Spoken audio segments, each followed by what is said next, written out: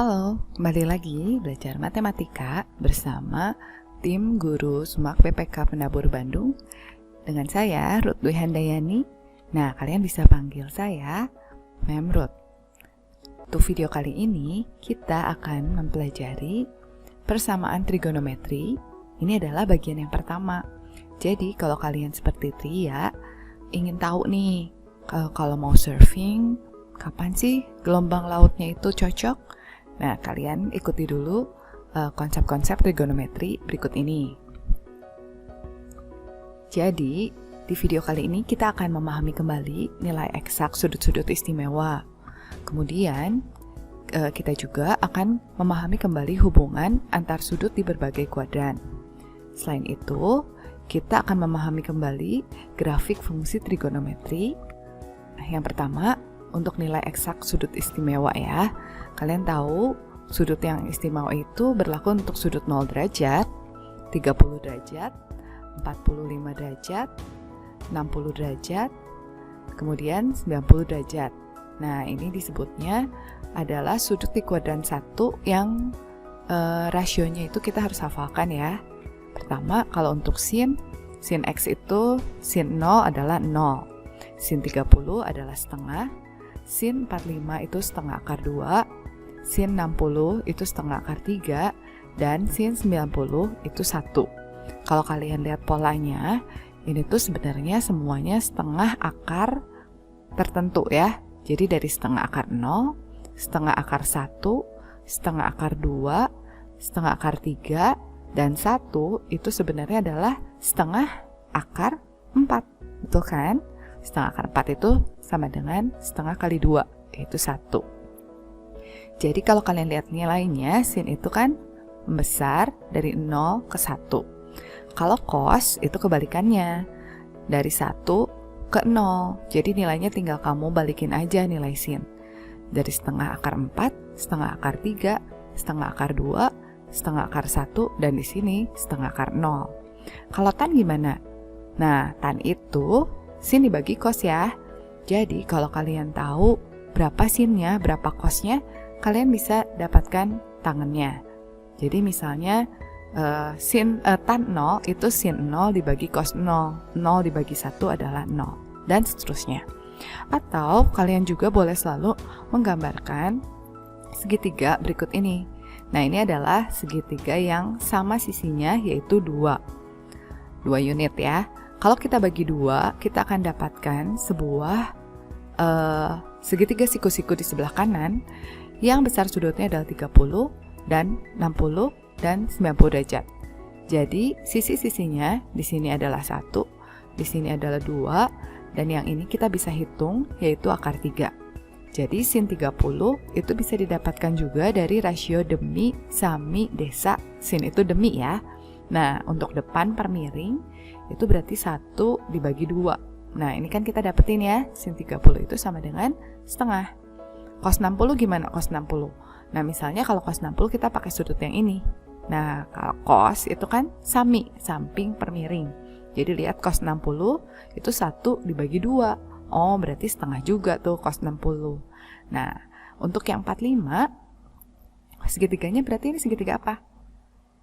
Sisinya sama ya, 1 dan 1. Nah, sisi miringnya ini bisa kita hitung berarti akar 2. Jadi, untuk segitiga sama kaki berikut ini, kalian bisa tahu sudutnya itu 45 derajat.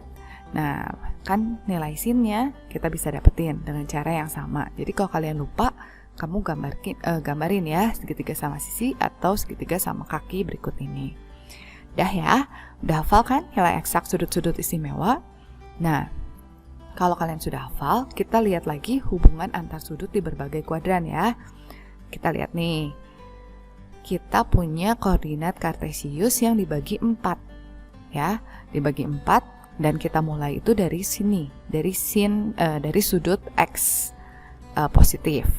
Jadi di sini itu 0 derajatnya, dan kalian akan berputar berlawanan dengan jarum jam. Nah, di sini itu sudutnya berarti 90 derajat, di sini sudutnya 180 derajat, dan di sini sudutnya adalah 270 derajat, dan kalau kalian balik ke asal berarti kalian sudah menempuh 360 derajat. Nah, di sini tuh kita udah tahu kan, untuk kuadran yang ini disebutnya kuadran 1, semua rasio akan bernilai positif. Jadi sinnya positif, cosnya positif, tannya juga positif. Kalau di kuadran 2, kalian ingat gak apa sih yang positif di kuadran 2? Iya, betul. Jadi kalau di kuadran 2, yang positif itu nilai sinnya. Kita lambangin S ya.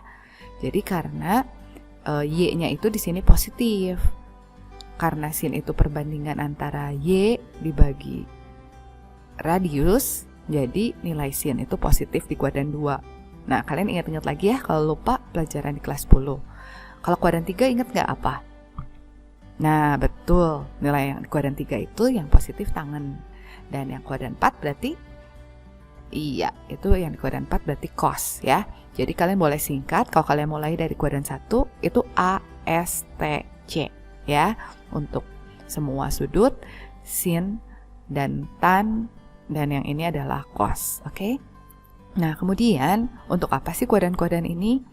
Jadi kalau kalian punya sudut di kuadran 1 yang udah kalian hafalin nih misalnya, kan kalian punya nilainya dari 0 sampai 90 derajat ya, itu disebutnya si alfa. Nah, kalau kalian punya nilai alfa, kalian bisa mengkonversi ke sudut di kuadran 2 menjadi 180 min alfa. Nah, itu nilainya akan sama. Nah, untuk plus minusnya itu tergantung rasio apa yang positif di kuadran tersebut. Nah, kalau untuk konversi di kuadran 3, itu kalian bisa menjadikannya 180 plus alfa. Dan kalau untuk di kuadran 4, kalian bisa konversi dengan 360 min alfa. Contohnya apa nih? Coba kita lihat ya. Misalnya kita punya sin 30. Sin 30 itu tadi berapa ya? Iya betul, setengah. Nah, untuk sin 30 yang sama dengan setengah, kita lihat ya, sin 150.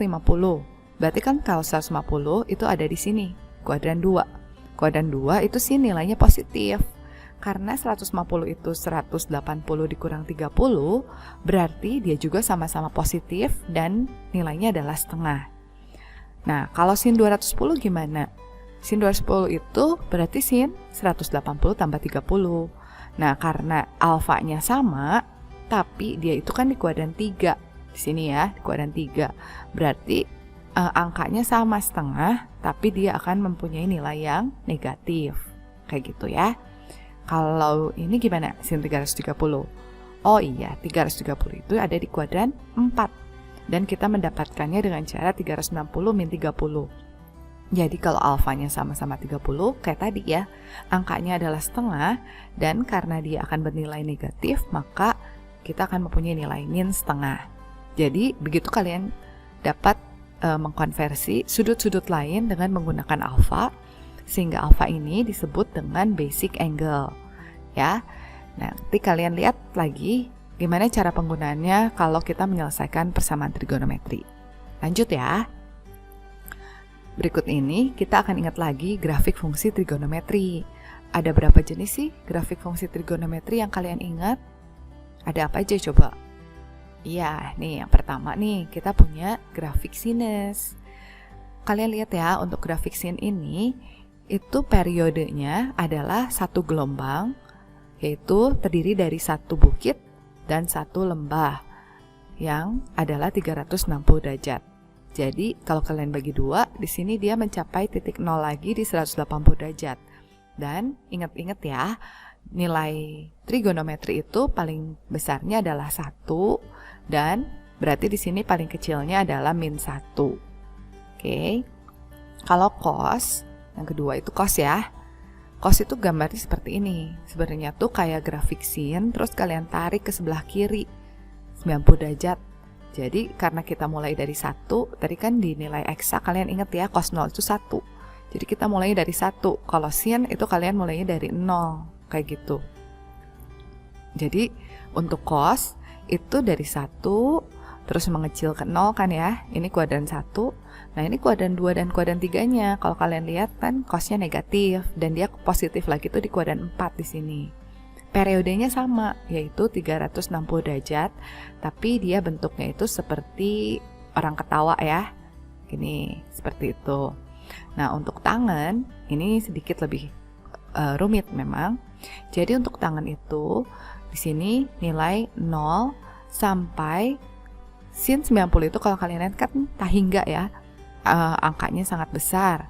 Jadi dia akan mempunyai dua garis asimtot, yaitu di 90 derajat dan di 270 derajat. Nilainya dari 0 menuju tak hingga, kemudian dia akan memiliki pola yang sama seperti ini, tetapi di kuadran 2, tan itu kan negatif, dan kemudian dia mengulang gambar yang sama, sehingga periodenya kalau kalian lihat ini adalah 180 derajat ya. Jadi kalian lihat di 360 derajat ini kita punya dua pola yang sama di sebelah kiri dan kanan. Oke, itu untuk tangan. Jadi hafalin ya grafik fungsinya juga. Nah, sampai di situ dulu. Terima kasih untuk menonton sampai akhir. Kita ketemu di pertemuan selanjutnya. Bye!